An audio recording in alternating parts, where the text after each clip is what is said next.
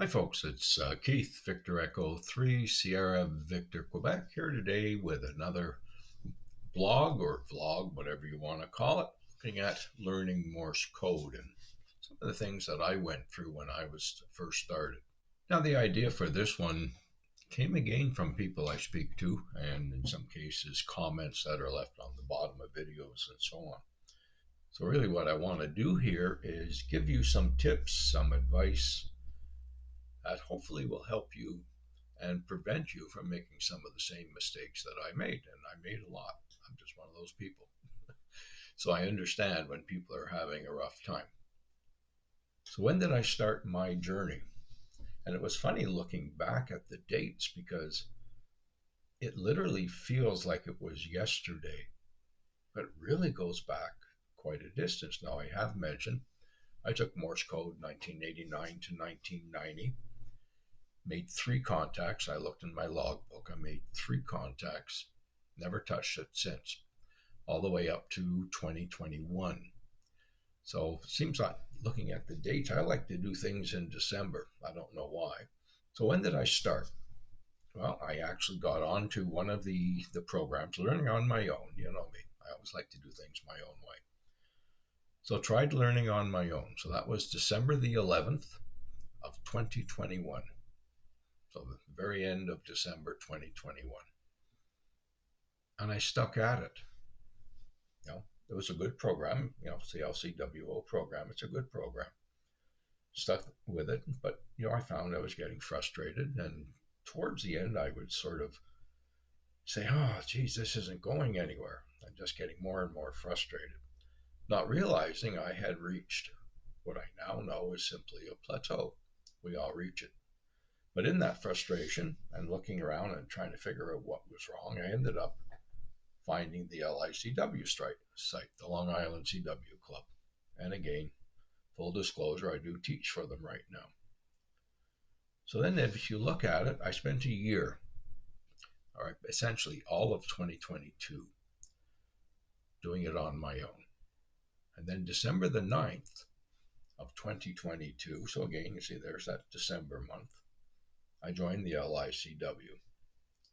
So essentially, my journey with LICW started at the beginning of 2023. It was quite a ride, worked really well, excellent instructors, and I had fun with it, which is something I wasn't having when I was doing it on my own. When I did it on my own, it was a bit of a grind. You have to really force yourself to sit down to do it. When you're sitting with a class, now, you've got other people having the same problems as you do. You're not feeling so isolated. You can ask questions. You can go in the LICW. You can go into all of their other groups that they have as well, not just necessarily the studying CW. They've got groups on antennas and all sorts of things. So that was the way that one worked. So December the 9th, 2022, LICW. Then July the 3rd of 2023. So essentially, when you get down to it, 7 to 8 months later, had my first contact. So I was on the air. And as they say, the rest is history. I've been having fun with it now. So that's my journey. So almost a 2 year journey to get to the point where I was on the air. So certainly a year and a half, anyways. So that's something to think about. This doesn't happen overnight. It may take you a few months, may take you many months, but if you persevere, you can do it.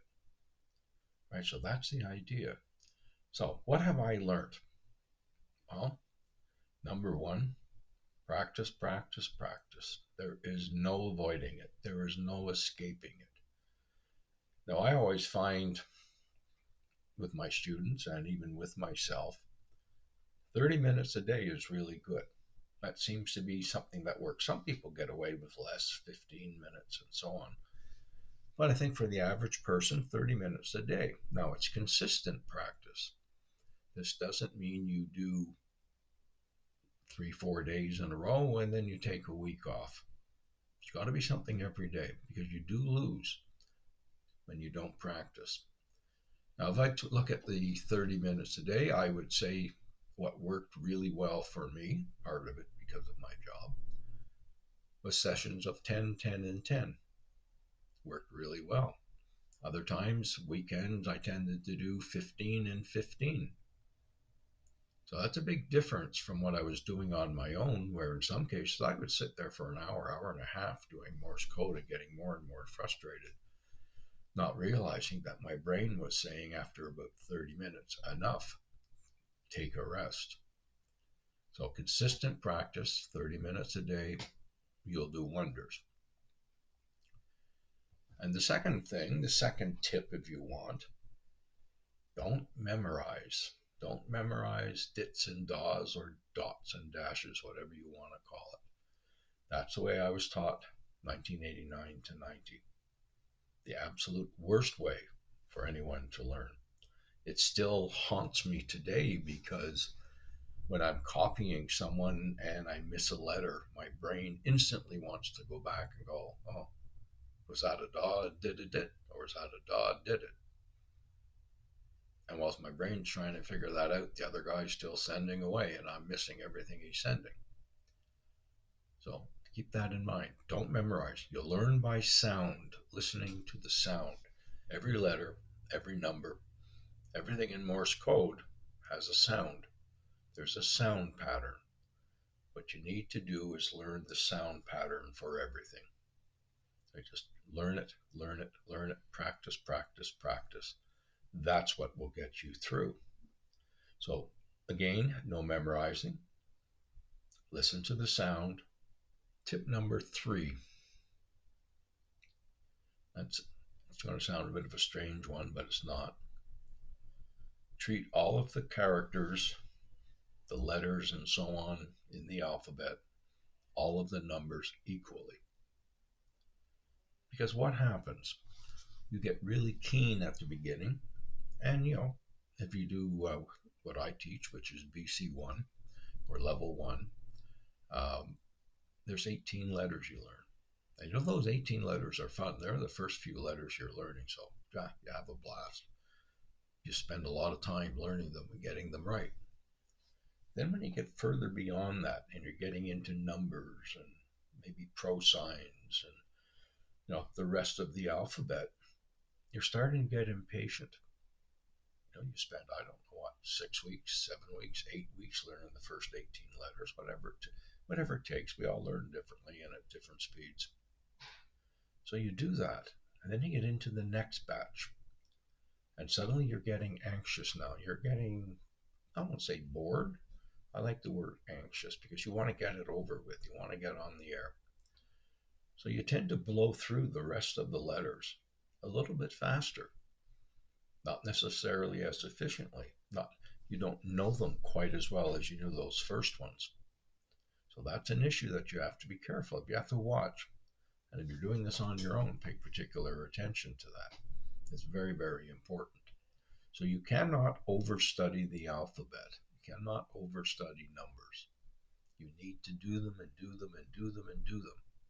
It's as simple as that. There is no way around it. Now, tip number 4 is what we call ICR. ICR is instant character recognition. So it goes back to what I was just talking about. You have to be able to recognize the character as soon as it is sent. No pause, no deliberation, no thinking. Just like I say the letter R to you, you know what I said. Your brain isn't going, was that an R or a K? No, you know. That's how good you have to try to get. It's not going to happen overnight. It might take you years, but in the beginning, you need to be able to recognize the characters so that as they come at you at various word speeds, you understand what that letter is by the sound, not by counting dits and dahs. Now, I want to show you what I mean and why I say it needs to be instant character recognition and you're not counting dits and dahs or dots and dashes, whatever you want to call it. So listen to this one. Now I'm going to send this letter 3 times. I want you to recognize the sending, and then we're going to send a different one.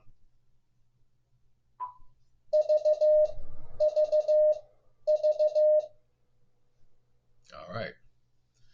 Very distinctive sound pattern on it, correct? Now listen to the next one coming up.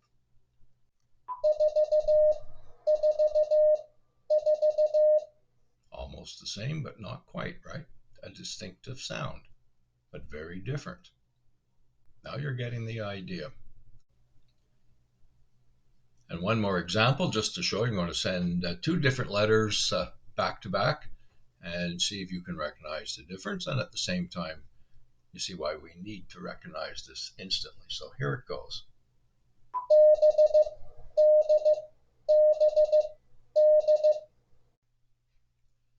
Now, tip number 5, I mentioned briefly in passing, and that is you can't overstudy the alphabet. Just keep going at it and at it and at it. The more familiar that you are with the sound patterns of the various letters, and I'll even include in here, the numbers and so on, you can never overstudy it. Just keep doing it and doing it, reviewing and reviewing. So there's really deeply ingrained into your subconscious. It's the best way to do it.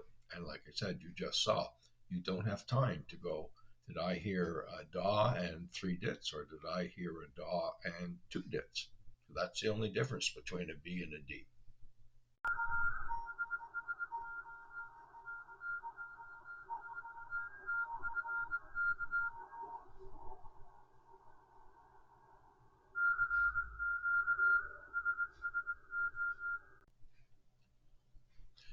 Now, what you just heard was real CW on the air. That's actually somebody doing the K1 USN today, which started a few minutes ago. But that's real CW. It's not computer generated. So when you are learning on a program on your computer, it's perfect code. There's no background noise. Now, even there, he was coming in fairly good, but there was background noise. At one point, you have someone basically on top of them. So when you learn your letters, spend a lot of time also listening to real Morse code and trying to pick the letters out of that noise. And remember, every operator is different. So you had two different operators in there at one point, and both sending very differently. So that's your one thing that would be my next tip, right? Listen to real Morse code, not just computer generated code. All right, tip number 7, and this is a very controversial one, and I'll say that if you put 10 ham radio CW operators in a room and ask them what they prefer or what they think is best, you'll probably get 10 different answers.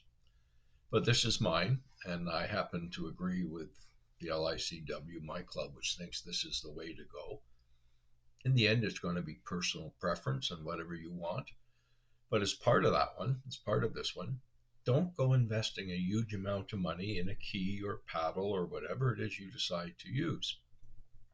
You may not like CW, and you could spend a fortune on a key. The idea when you start off is to get something that's functioning, something that you can use and get on the air and play and have fun with. And then down the road, you want to upgrade into something fancy, go right ahead.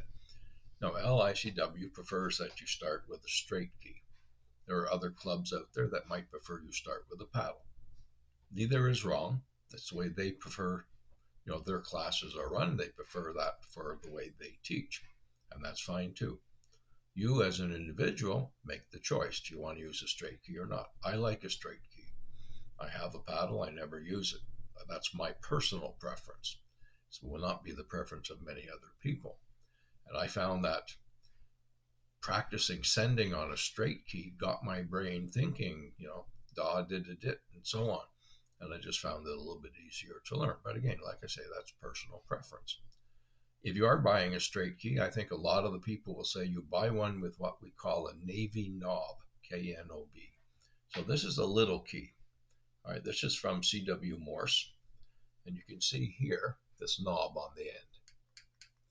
That knob is what's called a navy knob, and a lot of people like it because it's a little easier for you to grip the key, and stops a lot of the sloppiness that you see. It stops you from just pounding the key and so on, slapping it. Like I say, it's preference. My other key has something similar. This is my main key, this one here. So there's your knob there. There's the main disc, but there's a knob on top. And that's a key from 1988, 89. and which is the one I use probably 99% of the time. But to buy that now would probably cost a lot more money than buying the other one. So use whatever you prefer. There is no perfect way, no right way. It comes down to individual preference and how the particular course or organization that you're taking, what they prefer that you use, and so on. So even with LICW, we have people using paddles because that's their personal preference. It's just nicer when you have to send the letter as opposed to basically having your radio send it for you. Something to think about, anyways. Tip number 8, send as much as you can, as often as you can. So, almost as many times as you practice. You should try sending those letters you're doing. It really does make a difference. It does help with everything else that you're doing, with the reception as well, because you're getting used to the sound and that rhythm pattern that each of the various letters and numbers make. So definitely send. And when you're sending, make sure you record yourself on your phone or some other device. But listen to your recordings. Don't just listen and toss them away. Keep them, because when you come back, a week from now, you're still been sending, you've still been practicing, and then compare. How good were you this week compared to 1 or 2 weeks ago? You're going to find over time there's going to be quite an improvement. And again, for when you get on the air, don't send faster than you can receive. All right, that's something that's very, very important. If you can only receive at 10 words a minute, that's what you should be sending at, because the other operator will answer you basically at the speed you're sending. So if you're sending really quick because you're nervous, he's coming back fairly quick. So keep that in mind. So that would be my tip number 8. Tip number 9, it's an important one. Power through plateaus. You're going to reach a point, probably several times, when you do study Morse code, where you're just going to get totally frustrated. The letters just aren't coming. You're messing up letters that you've known for weeks. Everybody does it. It happens to everyone. It's called a plateau. What you have to do, power through it. Power through. When you hit a plateau, you power through, and it might take you a day, 3 days, 4 days, a week.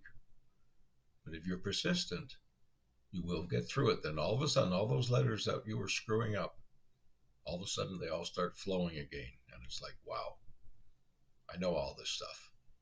So don't let a plateau defeat you. Never quit when you hit a plateau. Just power through it. All right, tip number 10. Learn your call sign in Morse code. Sounds pretty simple. It isn't, right? Because when you start, you may not be learning the letters that are in your call sign. So you really do need to figure out what letters and numbers are in your call sign. You have to learn them. You have to practice it over and over and over. You need to send that call sign basically perfectly every time. So what I would suggest is, one, you figure out how it sounds. I'm actually just even saying this. Maybe I'll do a quick video after this one as to how to set up your call sign so you can listen to it and learn what it says. But you need to know your call sign. You need to be able to send it perfectly so the operator on the other end can receive it and know who you are. And equally as important, you need to be able to recognize it when someone sends it to you. If you don't know how to send and receive your call sign, you're going to be a pretty lonely person sitting on the air with no one to talk to. So learn your call sign. And there's one way I was taught, which people can agree or disagree with. Send it 10 times and perfectly each time. In other words, no mistakes. So you start off, send your call sign once. That went well. Send it again, send it again, send it again. Now, if you make a mistake on the 9th time that you send it, back to number 1 again. You'd be surprised how quickly you'll learn your call sign that way. That also means learning your call sign and being able to recognize it at different speeds. People will be sending your call sign, sending it back to you or calling you at different speeds. Can you recognize your call sign? And you say to yourself, that's pretty easy. You think so? Here it is. Here's my call sign, and it's going to come at you at, well, roughly, let's say 10 words a minute.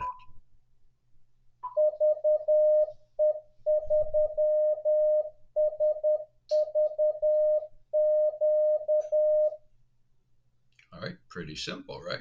It's an easy one to understand. That's the speed you're learning at. So let's put it up here for just for a bit of fun. Let's go up a little bit faster now. So instead of at 10 words a minute, this is coming 15 words a minute now.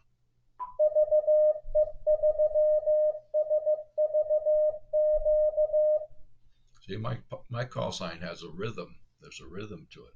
So let's say you're going a little bit better. So 15, let's go to 20 just for fun.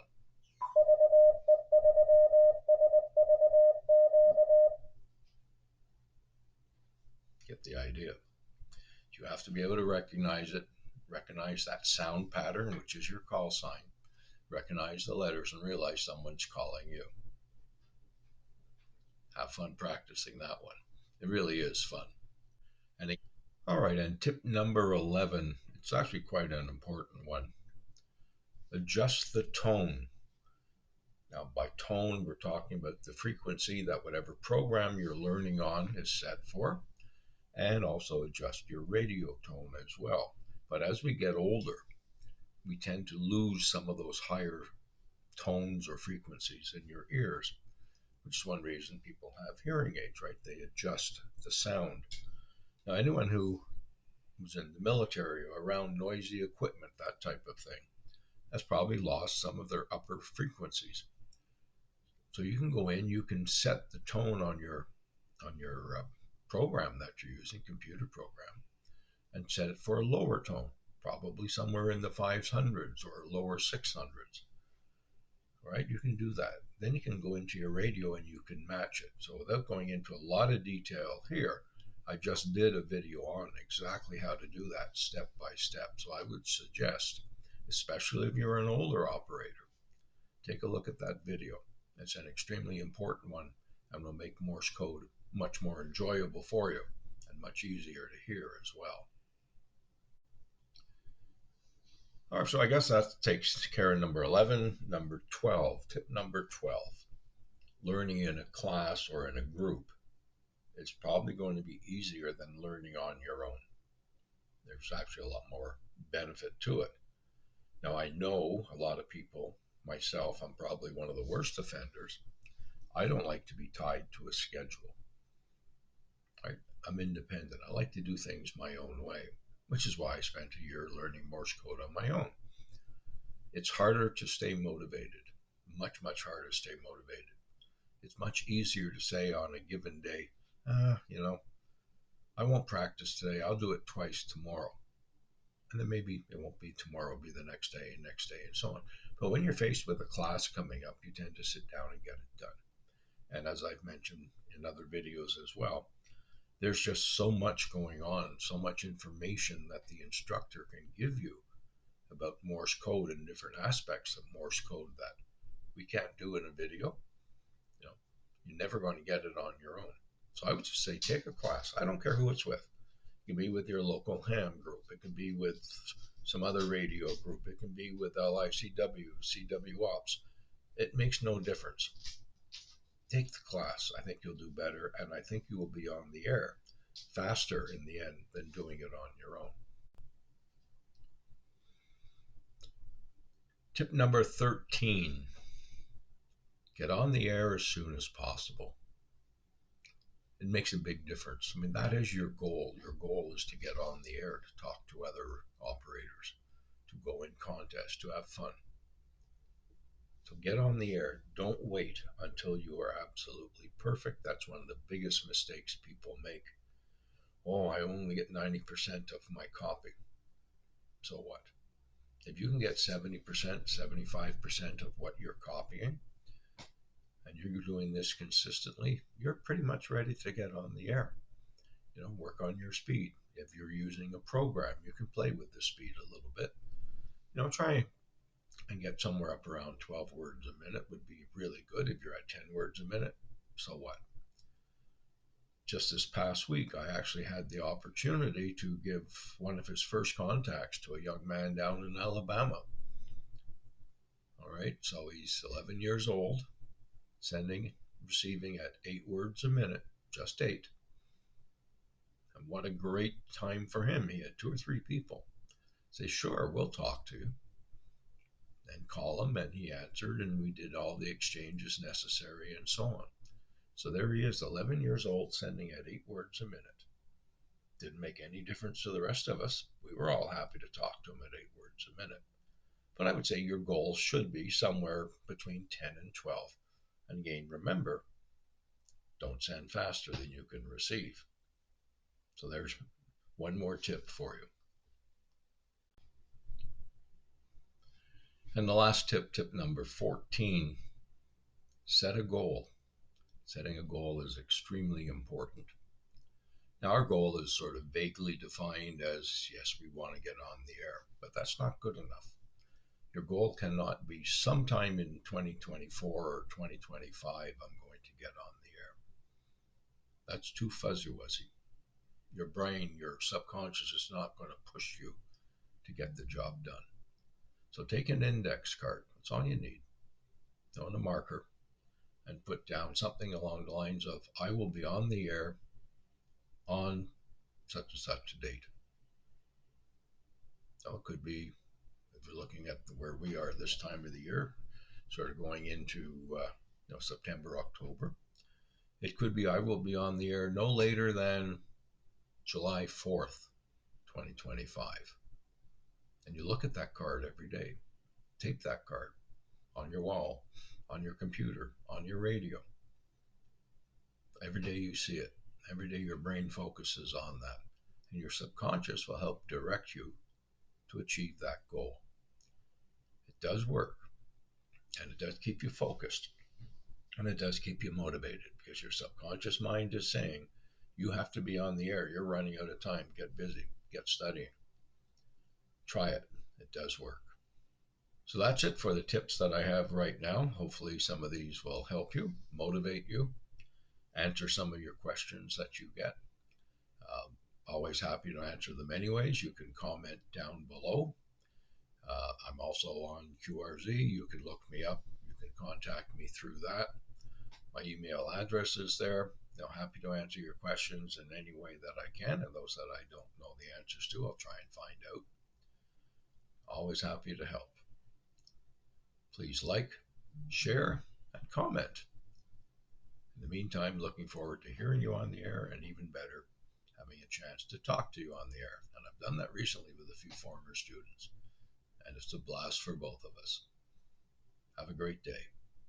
Keith, 73.